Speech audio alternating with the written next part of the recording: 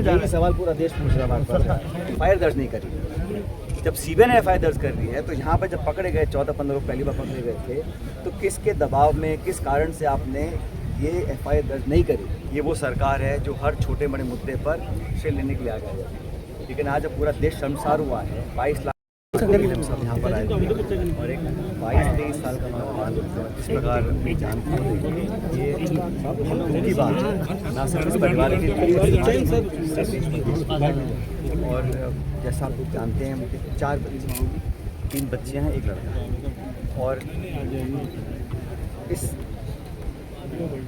पिता ने अपने घर की ज़मीन बेचकर अपने बच्चों को पढ़ाने का बेड़ा उठाया और अपनी तीनों बेटियों को और उस उम्मीदों के साथ ट्यूशन करवाया, कोचिंग करवाई और उसको उम्मीद थी कि इस बार वो। और इस दुखद पेपर लीक होने के बाद उसने अपनी जान ले ली और ये हम सब के लिए बड़ी शर्म की बात है।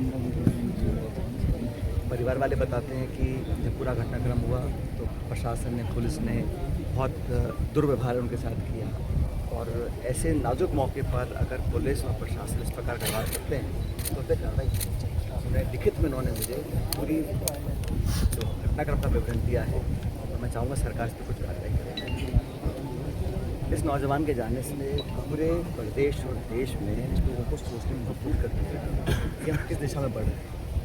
एक गरीब दलित परिवार का व्यक्ति जो अपना पेट का ज़मीन बेचकर कर्जा लेकर अपने बच्चों को पढ़ाना चाहता है ताकि पढ़ लिख कर वो उस एग्ज़ाम में पास हो जाएं ताकि उसका आगे का जीवन सुधर जाए। मजदूरी वो करते हैं। कैसे 11-12 लाख रुपए का उन्होंने कर्जा लिया, बच्चे के ट्यूशन करके उसको पढ़ने लायक बनाया और आज वो दुनिया में नहीं है क्योंकि उसको धोखा हुआ, उसका जो विश्वास था व्यवस्था में वो टूट गया। और हमें समझना पड़ेगा ये जो पेपर लीक का प्रकरण पूरे देश में हुआ जिसमें सिर्फ एक नहीं 22 लाख बच्चे प्रभावित हुए हैं, ये कोई बच्चों ने जाके कहीं से पेपर खरीदा ऐसा नहीं है। ये करोड़ों का खेल है। बड़े बड़े माफिया इसमें इन्वॉल्व हैं, बड़े बड़े सरगना इसमें पकड़े हुए हैं। और मुझे आश्चर्य इस बात का है कि प्रदेश की सरकार जब पहली बार इसके बारे में पता पड़ा तो एफआईआर रजिस्टर क्यों नहीं करी। और पेपर लीक का जो प्रकरण प्रकाश में आया इसमें कोई सरकार की कोई बहुत बड़ी बहादुरी नहीं है या कोई एजेंसी पुलिस ने पकड़ा। ये तो बच्चों ने जाके कंप्लेन किया है कि गैस पेपर और एक्चुअल पेपर एक ही है।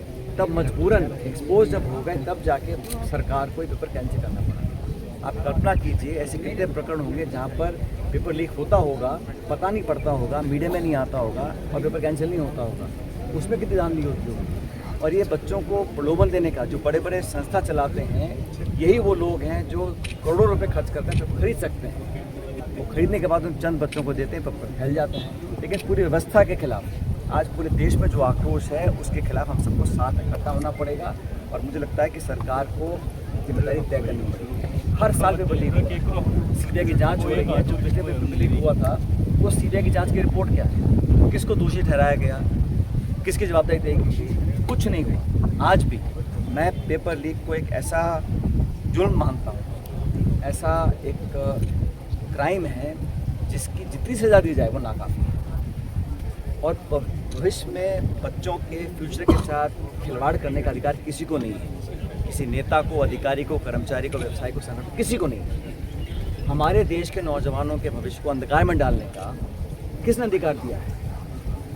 वो लोग जो इसमें इन्वॉल्व हैं, सुन लीजिए, जो लोग इसमें इन्वॉल्व हैं उस पर कार्रवाई करने के लिए आपने सीबीआई को जांच दी। लेकिन जो 3 साल से लगातार लीक हुआ है अब तक किसको दंडित किया गया है? और जिस विभाग में हो रहा है उस विभाग के शिक्षा मंत्री को नैतिक जिम्मेदारी लेते हुए इस्तीफा देना चाहिए। कितने और पेपर लीक करवाएंगे, कितने और नौजवान की जान जाएगी, तब जाके अपने आप को अकाउंटेबल कहलवाएंगे। तो सरकार ने अभी तक कोई इसमें स्टेटमेंट नहीं दिया। आपने देखा होगा ये वो सरकार है जो हर छोटे बड़े मुद्दे पर श्रेय लेने के लिए आ गया है। लेकिन आज जब पूरा देश शर्मसार हुआ है, 22 लाख बच्चों का भविष्य अंधकार में ढकेल दिया है, उसके लिए कौन अकाउंटेबल है, कौन जिम्मेदार है? किसने आकर कहा कि हाँ साहब मैं इसकी नैतिक जिम्मेदारी लेता हूँ?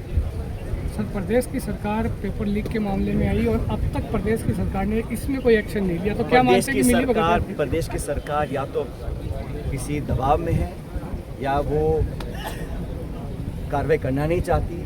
क्योंकि मत भूलिए जब इतने सारे बच्चों ने कंप्लेन करी और जब एनडीए की कंपेन दिल्ली में हुई तो एनडीए ने फिर आई थी और प्रदेश सरकार को सचेत किया, लेकिन प्रदेश की सरकार इतने दिन इसके दबाव क्या था, व्यवस्था क्या थी कि आपने एफआईआर दर्ज नहीं करी। जब सीबीआई ने एफआईआर दर्ज कर ली है तो यहाँ पर जब पकड़े गए 14-15 लोग पहली बार पकड़े गए थे, तो किसके दबाव में, किस कारण से आपने ये एफआईआर दर्ज नहीं करी?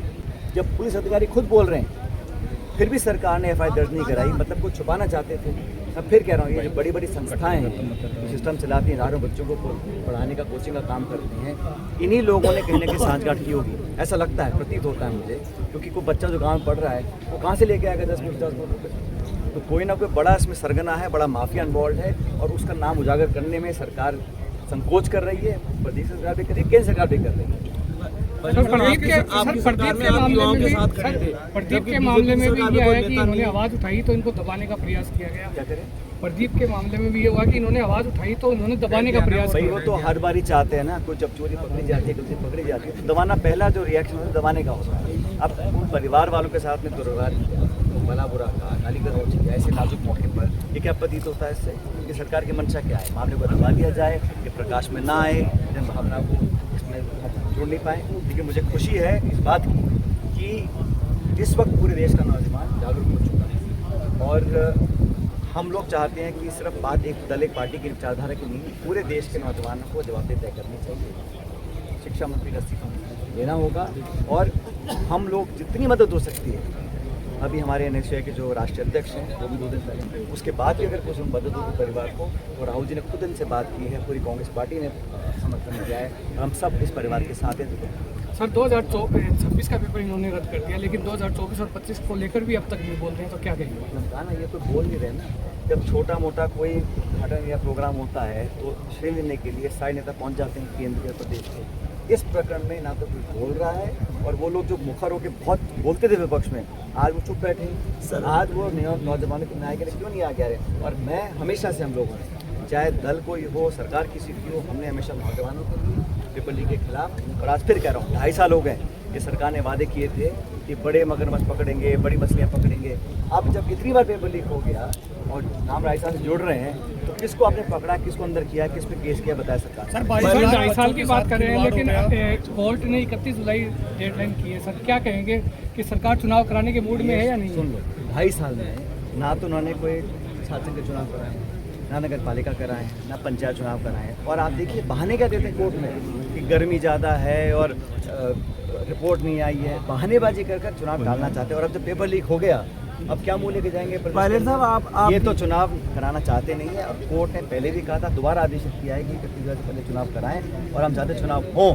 मुझे लगता है कि दोबारा कोर्ट का सुप्रीम कोर्ट जाएंगे और चुनाव डालने की कोशिश करेंगे। पायलट साहब, जब आपकी सरकार थी तो आप युवाओं के साथ खड़े थे। उधर मैं बात करूं, बीजेपी की सरकार है, नेता पेपर माफियाओं के साथ खड़े हैं। देश का किस दिशा में जा रहा है? सवाल पूरा देश पूछ रहा है।